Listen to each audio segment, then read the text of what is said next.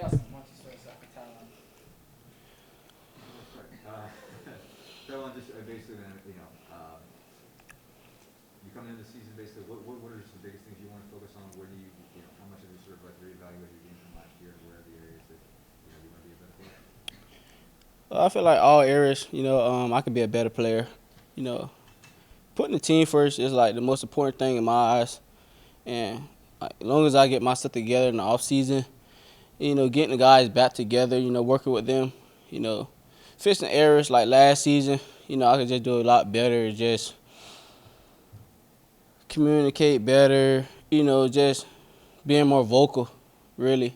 We did a great job like that last year, but things can always get took another notch and things like that. So Zach and Tom? You were a guy that did a little bit of everything kind of on defense last year, obviously. You covered, and Coach Mama was using you in the pass rush game and things like that.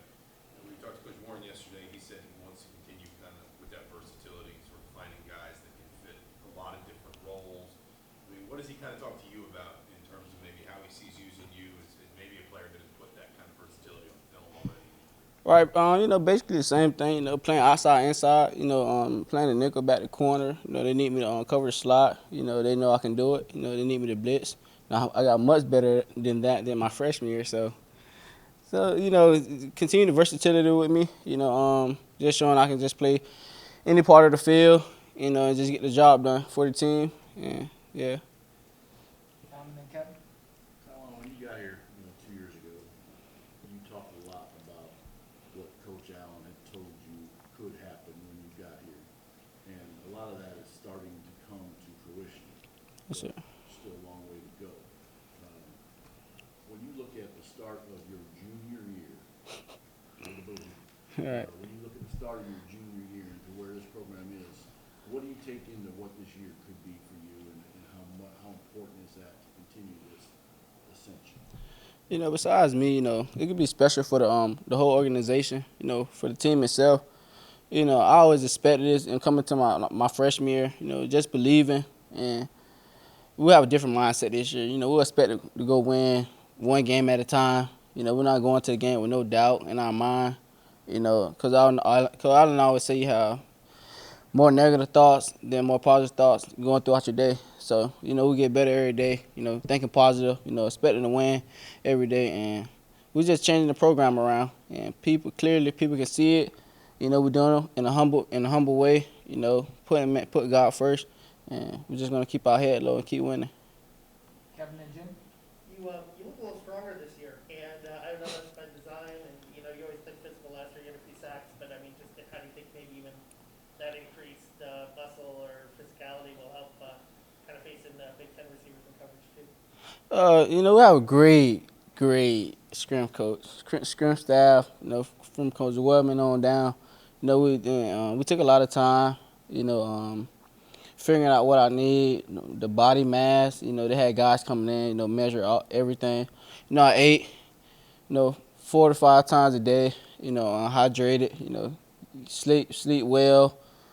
So great nutrition, Mr. Isaac, and we sat down with him getting bod pods and everything. So with everybody body changing. Just playing the big team, you need a strong body, fit body, and to be able to last, playing the Big Ten, have great teams in our conference. So, I think it's going to help me a lot that put on more extra weight, great healthy weight. So, and I can still move efficient. So that's not bad for me. 4 to 5 meals a day. Any favorite meal or anything that you? Chicken Alfredo pasta.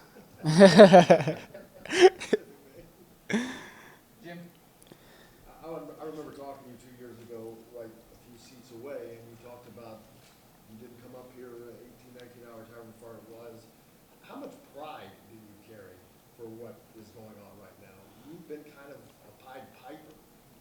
You weren't the first kid from Florida, but you're one of those that has achieved a lot of success, and a lot of kids are following you, family members potentially as well. Right. How much pride do you take in being a major part in turning a big-time program around? I take a lot of pride in it, because I'm not just doing it for myself. I always put others before me. Put the team before me, put the guys in my position room before me, because I feel like they're getting better, I'm getting better. The team smiling, I'm smiling. when a team winning, you know, the individual will get recognized, you know, because I don't always preach. And, you know, just taking pride in your work, you know, because I feel like if you don't take pride in your work, you just don't care, you know what I mean? And we won't want you on this team if you don't take pride in your work. And don't come here if you don't take pride in your work, honestly, because we're building something special. And, you know, we're not looking backwards. We heading forward, you know. Whatever happened in the past with Indiana, it just happened in the past. You know, we don't dwell on the past. We don't dwell on last season. You know, and the 2021 season is up to us. And starting today, you know, it looked very special. You know, a long way to go to get better, but we have something special coming ahead. Griffin? And I feel like you've been leading this team since you were a senior in high school, tweeting out, being very vocal. Now as a upperclassman from your third year of the program, how has the leadership level changed for you this past summer, and especially going into fall camp and then down the stretch of the season? How do you be more of a leader in that way?